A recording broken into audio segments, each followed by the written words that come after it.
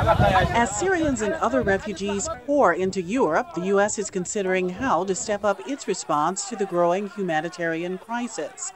Everyone understands a sense of urgency and importance, says State Department spokesman John Kerry. It's impossible to look at the images, all of them, whether they're still photos or video, and not be moved by what's going on right now. The State Department says Secretary Kerry has proposed increasing the number of refugees that can be admitted to the U.S. above the current ceiling of 70,000.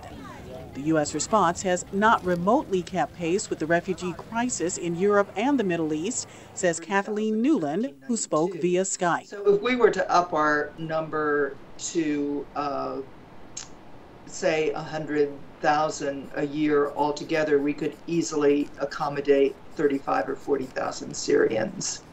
The United Nations wants the U.S. and other Western nations to take in 130,000 Syrians by the end of next year. The U.S. has already contributed a total of over $4 billion in humanitarian aid to help Syrians affected by the country's civil war and committed to raising the number of Syrians settled in the U.S. to 1,800 by the end of the month.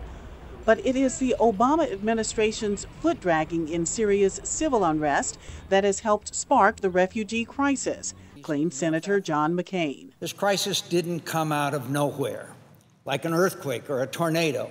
Instead, it's the predictable result of this administration's policies of leading from behind.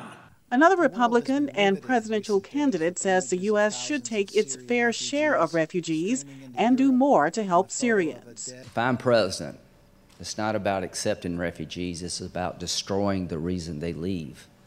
It's about sending them back to Syria with hope. The U.S. is considering a range of ways to help refugees. The State Department says a primary goal is to create a climate that will allow the Syrian refugees to return home. Pam Dockins, VOA News, the State Department.